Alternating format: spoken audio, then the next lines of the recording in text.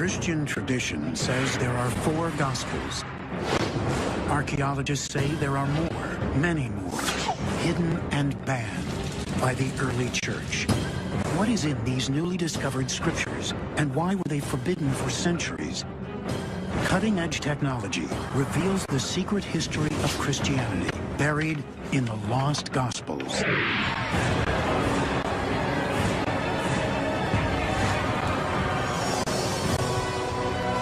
The Bible. It is sacred scripture to billions, full of miracles and mysteries. Yet new breakthroughs in technology suggest that the fantastic tales and miracles have a basis in fact. Can science reveal the truth behind the Bible's greatest mysteries?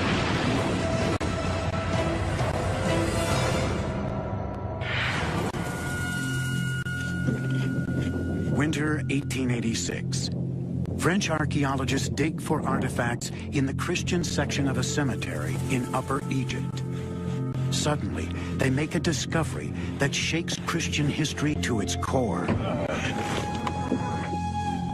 What they uncover is the long-forgotten grave of a monk buried in the 8th century. But the real find is what the monk is taking with him to the next world. Those who buried the monk apparently took this little papyrus book and put it with the monk, so that in a way he could go into the next life with one of his favorite books. It includes not Matthew, Mark, Luke, and John, but it includes the Gospel of Peter. The book apparently is an actual gospel, a first-hand account of the life of Jesus, yet the text claims to have been written by the Apostle Peter.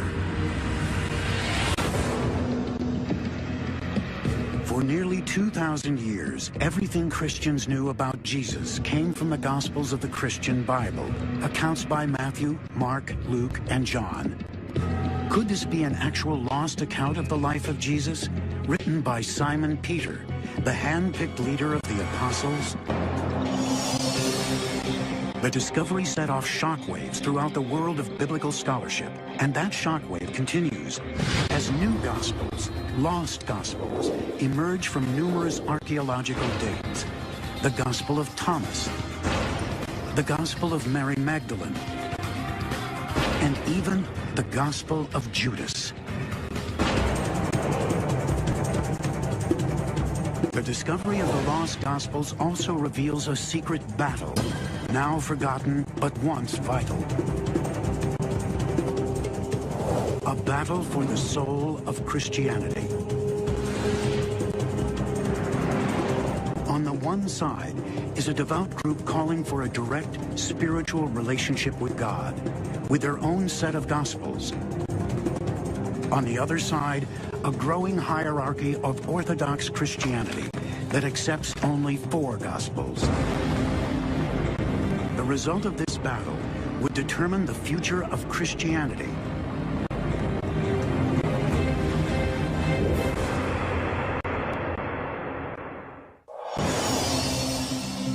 But at the very beginning days of the faith, there literally was no gospel and no Christian Bible. Christianity begins around the year 30 AD with a group of Jews who follow the teachings of Jesus of Nazareth. We tell history through stories, and this was certainly the case with the early Jesus movement. The people that were around Jesus, the poor, the marginalized, they most likely couldn't read or write, so they did what everybody else did. They told stories. People must have talked to each other. Now, you knew Jesus. What did he say when you met him? Were you there when he was walking down the road? Do you remember the story? What I heard was this.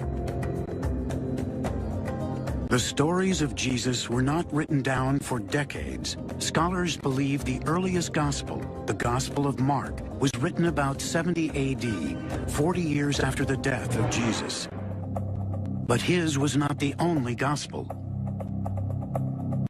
By the year 200 AD, there were not just the 4 Gospels. There may have been as many as 50. They bore titles like the Gospel of Philip, the Gospel of the Hebrews, and the Revelation of Peter. Some of these books were mentioned by ancient writers, but until recently, these Gospels had all disappeared. What happened to them, and why are there only 4 Gospels today? The answer comes down less to faith and more to politics. The Bible didn't fall out of the sky. The Bible was finally put together by Christian thinkers who represented a particular point of view. The surprising fact is that the Christian Bible as we know it didn't really emerge until 300 years after the death of Jesus. And the man who determined the content of the Christian Bible had a powerful agenda that had little to do with religion.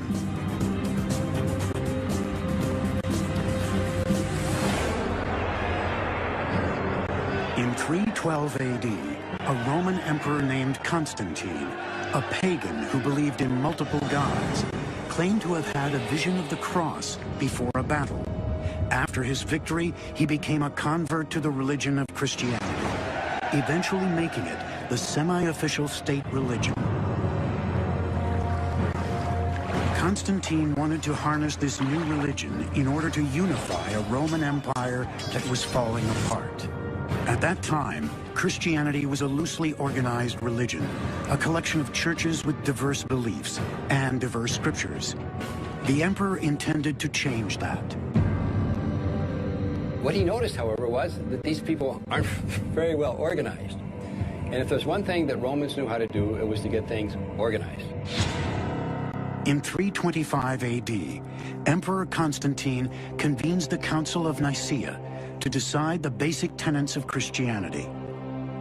He brings together the most powerful church leaders from around the world to discuss legalizing a formal Christian religion. One of the interesting things is, it becomes clear that what he is primarily interested is in unity. He wants the Christian religion to provide the ideological basis for the empire. The goal of Constantine's council was to unify the faith, both religiously and politically.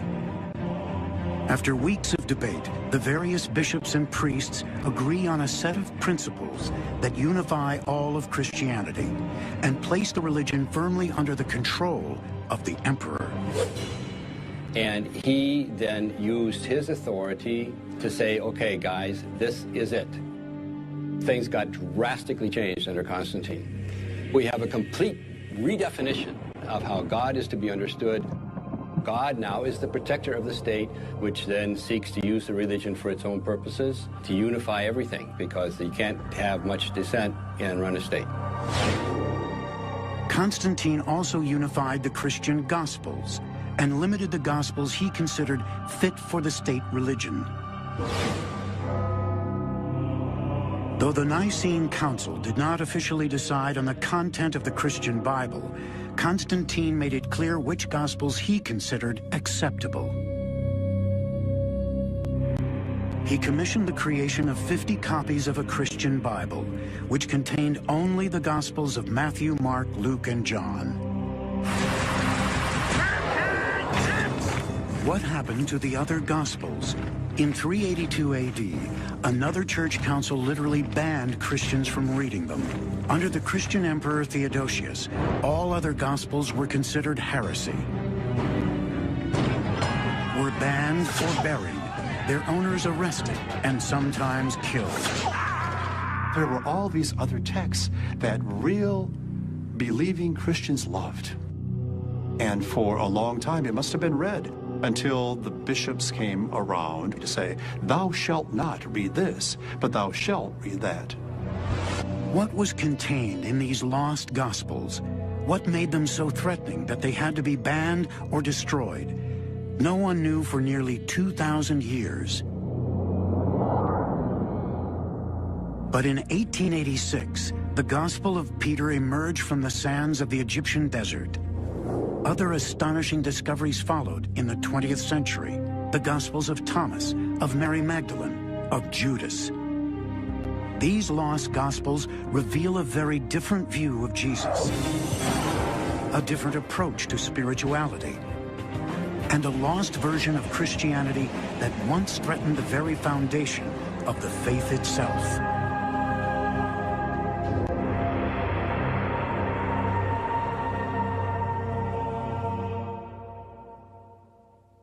For nearly 2,000 years, Christians believed there were only 4 Gospels that told the story of Jesus of Nazareth.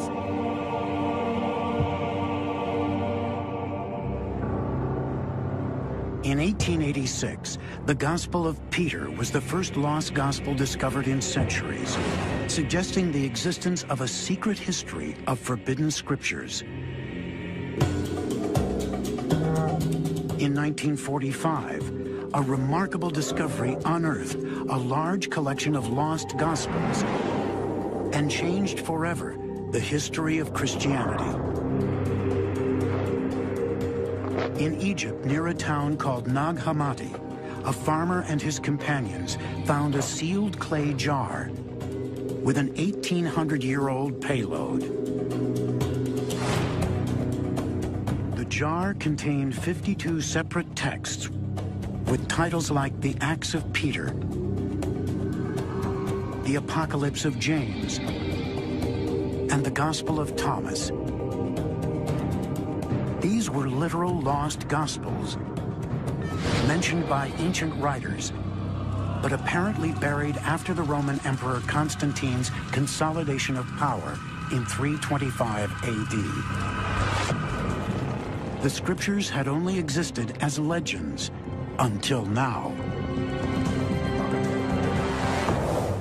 And perhaps the most surprising of these lost scriptures was the Gospel of Thomas. The Gospel of Thomas is a fascinating document. It's translated from Greek to Coptic, and it possesses sayings of Jesus. And a lot of the things that are contained within the Gospel of Thomas are also found in the New Testament. The difference being that the Gospel of Thomas is a Gnostic gospel. The Gnostics were a sect of early Christianity that had a deep emphasis on mysticism and that disagreed with many of the precepts of the emerging Christian hierarchy. Gnostics were saved by secret knowledge. You were a true follower of Jesus if you understood this secret knowledge. Gnosis is a Greek word meaning knowledge, and Gnostic means one who knows. They were essentially mystics in many ways. And if they could find that peace of God within, that true humanity within, why did they need to have any priest or any bishop? They could march to the beat of their own drummer. In the Gospel of Thomas, Jesus seems to convey a strange message, a secret teaching that is very different from the traditional Gospels. The traditional Gospels teach that Jesus is the only Son of God. The Gospel of Thomas suggests we can all become sons of God. It says, when you know yourselves, then you will be known and you will understand that you are children of the living Father. In other words, if Jesus can be taken as a child of God, so are all of us sons and daughters of God. He doesn't have anything that we can't have. We can have the same kind of relationship to the divine, that same kind of oneness with God. The Gospel of Thomas calls for a personal connection to God without the need for organized churches, priests, and bishops.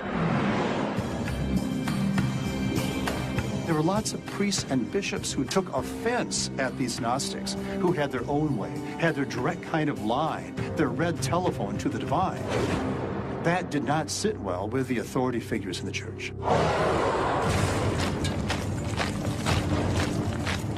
And that may be the reason the Gospel of Thomas was considered heresy. The independence of Gnostic beliefs undermined the church hierarchy. The Gnostics believed their own Gospels were just as valid, if not more so, than Matthew, Mark, Luke, and John. In the case of the Gospel of Thomas, they may have been right.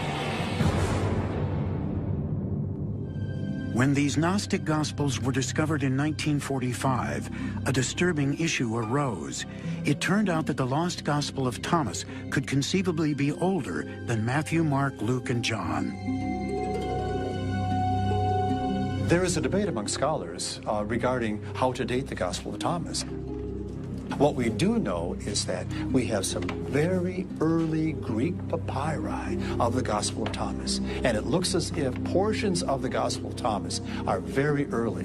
In fact, portions of the Gospel of Thomas may go back to the earliest days of the Church. Most scholars believe the 4 traditional Gospels were written within a generation of the death of Jesus, 40 to 60 years after the events actually took place. But material in the Gospel of Thomas may be older based on its simpler content. The difference between the Gospel of Thomas and the New Testament is that the Gospel of Thomas only has the sayings of Jesus. There are no miracles, there are no stories about Jesus. The fact that the Gospel is only a collection of the sayings of Jesus may suggest it is more ancient, and that the narrative and storytelling elements in the other Gospels are later additions. If the Gospel of Thomas is really older than the 4 traditional Gospels, does that mean it is closer to the message of Jesus? And if this is so, does that mean the Christian Bible is literally incomplete? The answer may lie in finding the exact date the Gospel was written. The Smithsonian's Museum Conservation Institute, or MCI, deploys a team of specialists and scientists to extract the secrets of ancient documents. What we do is really like a detective. Our scientists would look with different kinds of instrumentation to understand really what it is, where it came from in the world. Scholars search for clues to the age of a gospel in the document's literal paper and ink. I feel like I can sometimes get into the head of the maker, especially because a conservator needs to develop kind of a backwards X-ray vision. You have this object in front of you, and it's come to you in its actual state and its condition, and you have to think about all of the things that happen to it. The Gospel of Thomas found at Nag Hammadi was given a carbon-14 test. The pages revealed that the copy was from approximately 300 to 400 AD. The oldest copies of Matthew, Mark, Luke, and John come from approximately the same time. But scholars agree that all these Gospels must have been copies of much older texts, because ancient writers refer to these Gospels by 150 AD. The exact age of the Gospel of Thomas is elusive and controversial. Is it older and more accurate than Matthew, Mark, Luke, and John? Until a more ancient copy is found, the question remains a mystery. But no matter its age, the Gospel of Thomas reveals a battle within Christianity between 2 camps. The traditional church had Matthew, Mark, Luke, and John on their side. But the Gnostics claim to have the support of Mary Magdalene herself.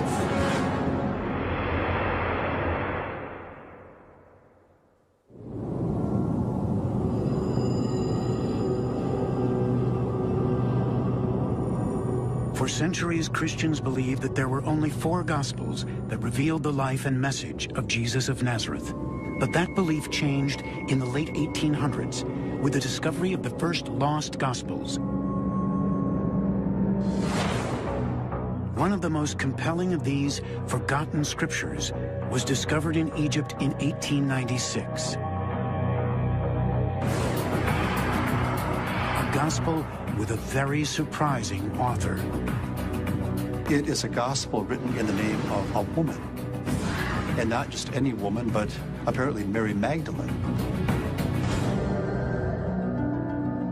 And not the Mary Magdalene who has a role in the church, who is the repentant whore and so forth. This is Mary Magdalene, who is a beloved disciple. She's a part of the inner circle. Only a few fragments survive, but they put into sharp focus Mary's true significance. If the Gospel of Mary is authentic, it means that women were once powerful leaders in the Christian church. It means that Mary Magdalene was not a reformed prostitute, but the leader of the apostles, And in a religion dominated for centuries by men, it means the most important gospel was written in the name of a woman. The Gospel of Mary details the secret instructions that Jesus tells only to Mary, secrets about life, death, and heaven. In this gospel, Jesus reveals certain things about the afterlife to Mary in very Gnostic kinds of terms. The afterlife in the four traditional Gospels is described as a blissful paradise. But in the Gospel of Mary, the afterlife involves a strange journey of the soul after death, in which the dead person encounters angelic and demonic beings as the soul makes its way to heaven.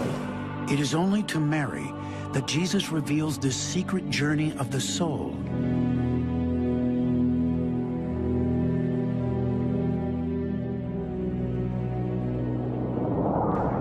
The Gospel reports that Peter, the leader of the apostles, reacts explosively to this revelation. Peter says, "Did he really speak with a woman without our knowledge? Are we to turn about and all listen to her? Did he prefer her to us?" In the Gospel, the apostles override Peter's denunciation and support Mary, saying, "If the Savior made her worthy, who are you indeed to reject her?" What is significant is that there was a spiritual kind of bond, that Mary was thought to be a person of insight, a leader, somebody who had an ability to motivate others, and that was her real gift. She understood the mind of Jesus and was able to communicate that.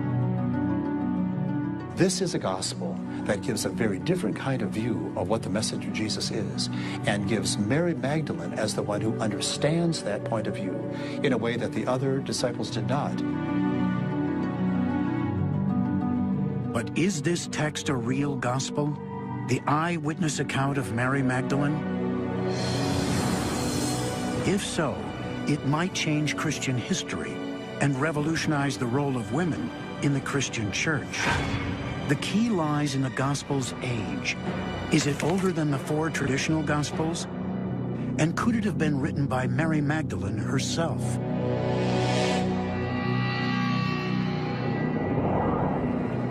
The Gospel of Mary was first discovered in 1896 in Akhmin, Egypt.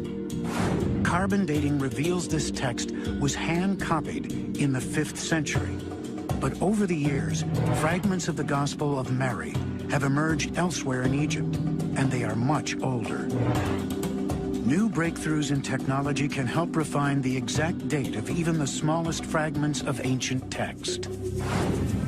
Using the 3D microscope allows scientists to focus on the details that provide clues to its age.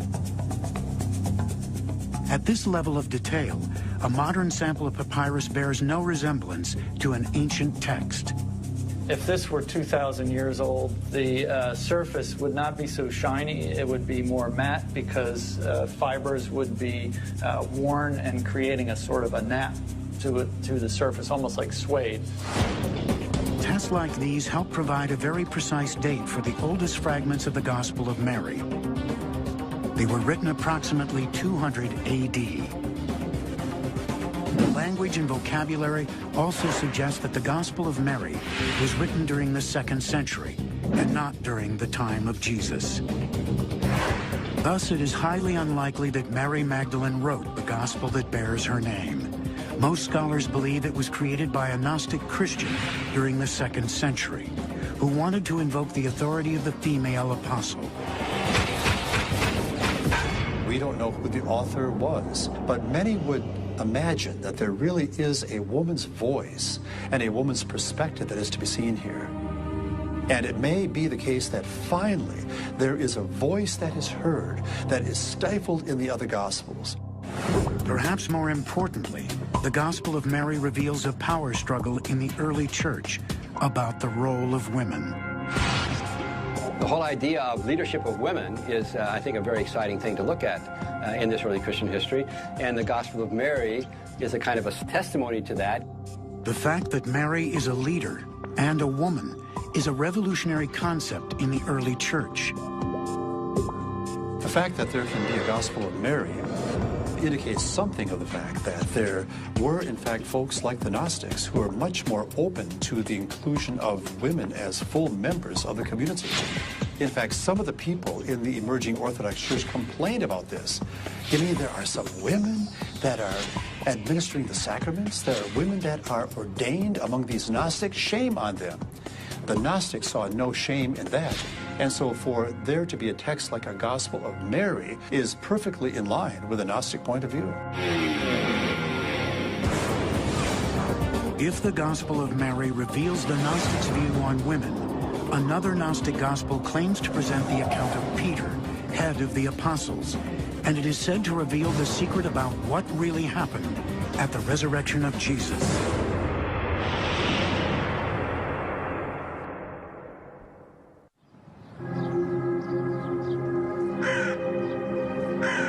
In 1886, French archaeologists working in Egypt uncovered an ancient Christian tomb with an extraordinary treasure. Clutched in the hands of an 8th century monk was a book called the Gospel of Peter. It was one of the first lost Gospels ever discovered. Could this be an actual lost account of the life of Jesus, written by Simon Peter, the hand-picked leader of the apostles? If so, it would change the history of Christianity, for the Gospel of Peter tells a very different version of the life of Jesus. What we have is very precious and very exciting. It's an early story, but an alternative story. In the Gospel of Peter, the Romans are surprisingly sympathetic. It says Jesus suffered no pain on the cross. But the most shocking difference, the Gospel of Peter claims to reveal an eyewitness account of the resurrection itself. It is the only gospel that we have that attempts to tell the story of what happened during the resurrection. All the biblical gospels talk about the results of resurrection, that the tomb was empty, but they don't try and talk about the moment of resurrection per se. The description begins on the 3rd morning after the death of Jesus, as Roman soldiers guard the tomb of the fallen Messiah. The Gospel of Peter says, the tomb was opened, and those soldiers saw it, for they were keeping guard. And as they were explaining what they had seen, they saw 3 men emerge from the tomb. When they come out, they are supporting a third, supposedly Jesus, and then a deep voice comes and says, have you then preached to those who have died? The resurrection ends with Jesus and the other figures rising into the sky, leaving the eyewitnesses to stare in wonder. The Gospel ends with a line claiming that it is the eyewitness account of Peter the Apostle himself. Could this book really be the work of the lead apostle, the first pope? Was it written at the same time or earlier than the 4 traditional Gospels? Or was it a later account, a forgery passing itself off as the eyewitness testimony of Peter?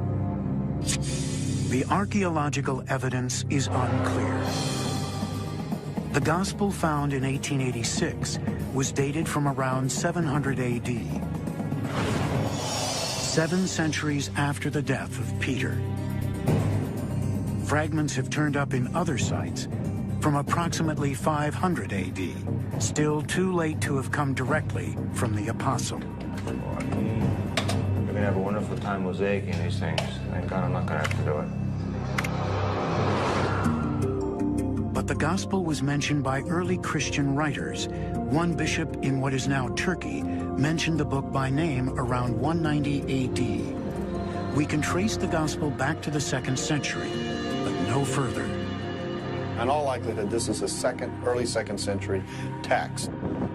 The reason we think it's an early 2nd century text is because it uses material from all the 4 extant Gospels that we have.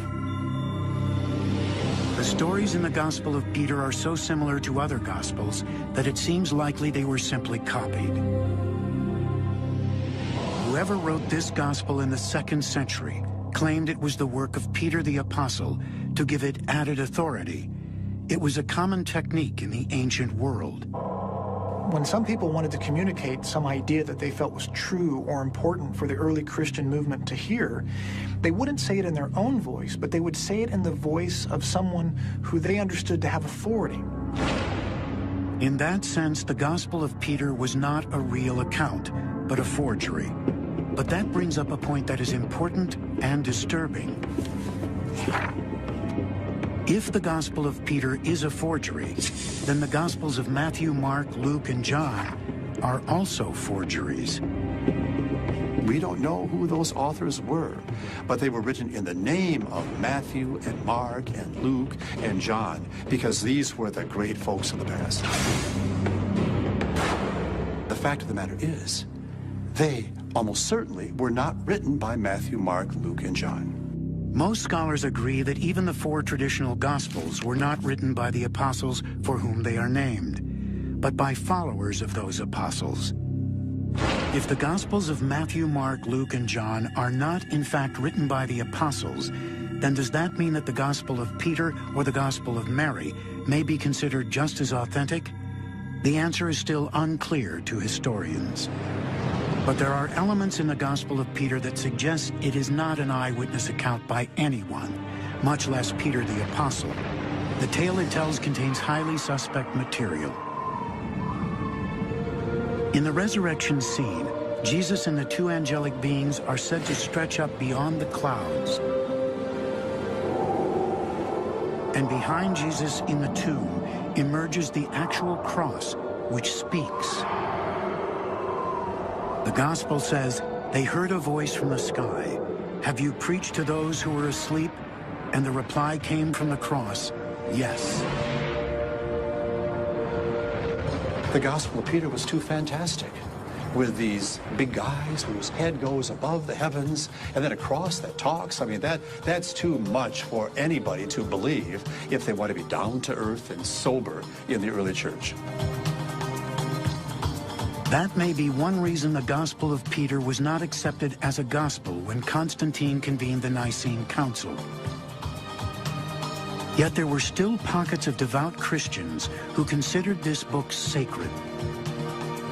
Sacred enough to be buried with a monk around 700 AD.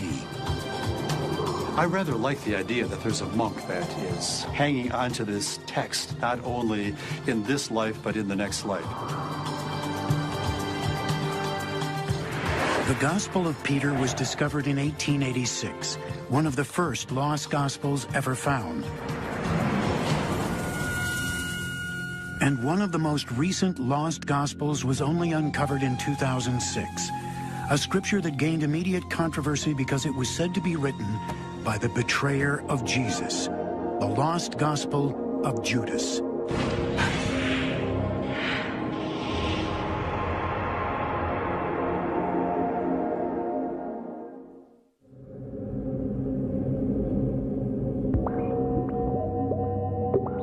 The discovery of lost Gospels in the 20th century changed our understanding of Christian history.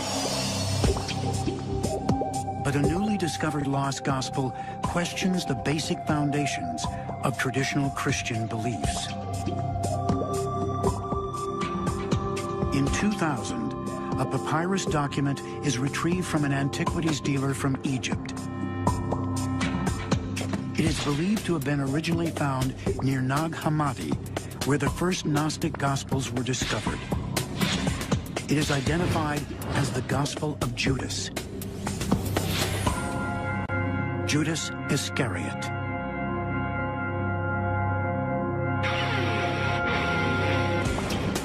When it was originally released, the hype was that Judas is a hero, that he's gone from being the traitor of Jesus, as he is in the biblical Gospels, to being this one who's exalted into the heavens because he simply carried out God's will.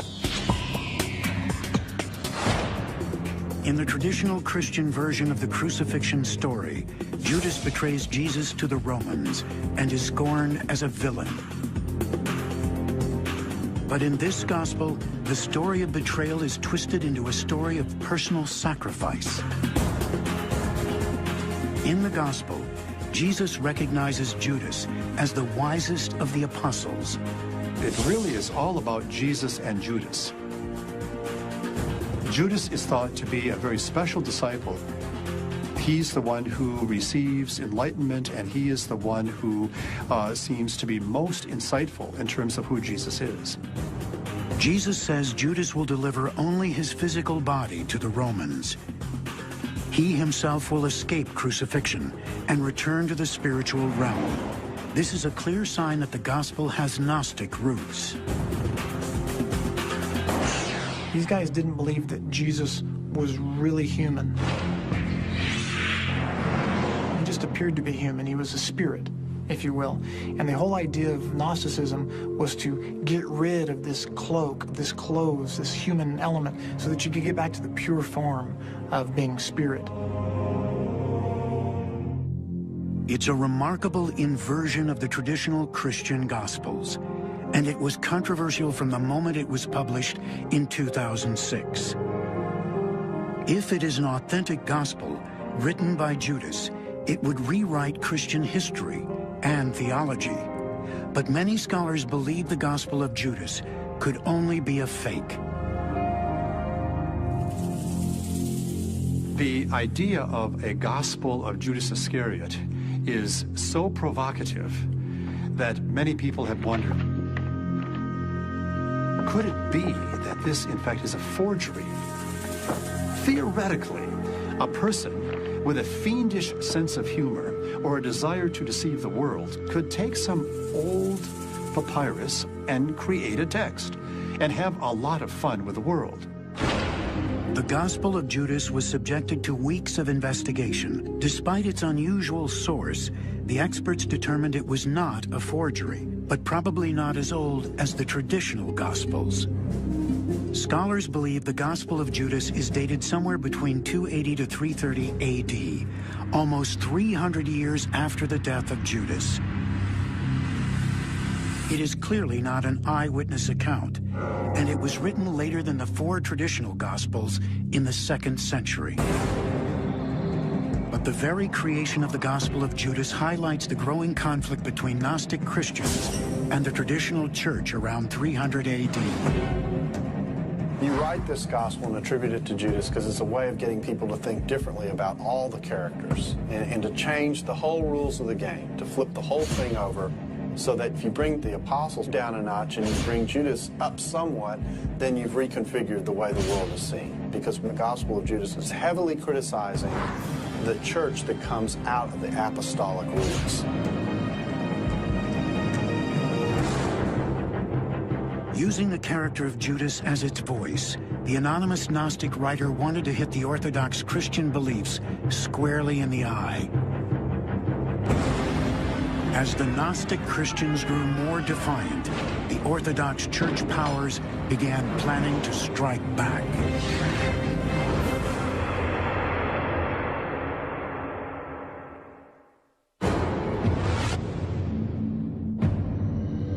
Before the Council of Nicaea, Christianity was not a structured organization.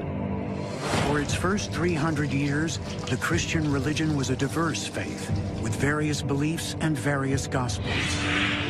But by the year 300 AD, the Gnostic movement within the religion was seen as a threat to the hierarchy of priests and bishops. The Gnostics and their Gospels emphasized a personal relationship with God, without the need of a priest or an organized religious body. They really believed that there was something within, that they had a direct kind of access to the divine. They didn't really need to have priests and bishops. They didn't have to listen to that kind of authority. But the Gnostics' emphasis on mysticism and personal revelation perhaps led to their undoing. Instead of building community and gaining converts, the Gnostics' mystical select circle began to diminish in political clout. Meanwhile, an emerging Christian hierarchy was getting the attention of Roman politicians. With the Nicene Council in 325 AD, the Emperor Constantine solidified the power base of the more orthodox bishops and their hierarchy.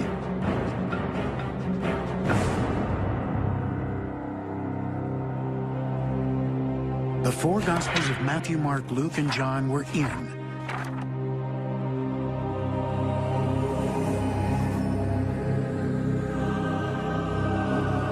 The Gnostic Gospels were out,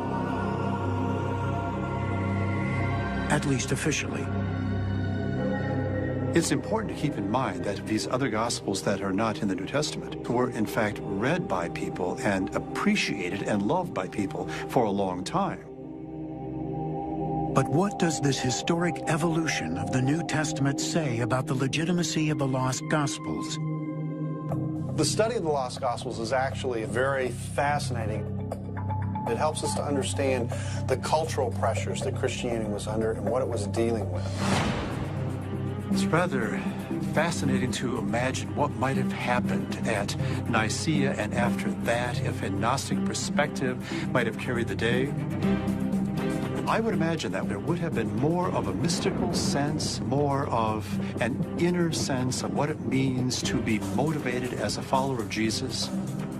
It would have been a very different church with different characteristics and a different kind of sense, a more mystical sense.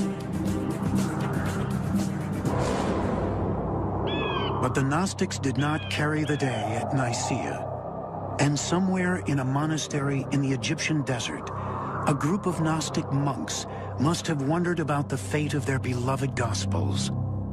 They must have loved this kind of literature until that fateful day that Archbishop Athanasius of Alexandria announced to all the monks, it's time to throw away the heretical books and read the biblical books. Perhaps with a heavy heart, the monks took these precious books of the Nag Hammadi library, and they couldn't destroy them. So they hid them in a jar, and they would last forever, or almost forever, at least until we could find them in our day and read them anew. For millennia, the Holy Bible with the four Gospels of the New Testament has been held as the true story of Jesus. Some believe the lost Gospels reveal the road not taken for Christianity. Others believe the road was not taken for a reason. You know, the expression is that sometimes history is written by the winners. And the idea is that now the losers get to speak. And there is some value in hearing losers speak. But the other half of the expression needs to be said, that sometimes the winners deserved to win. Centuries after they were consigned to the sands of the desert, the lost Gospels remain controversial to this day. And perhaps this very fact is a testament to the power of the written word to convey faith, hope, and mystery across the centuries and around the world.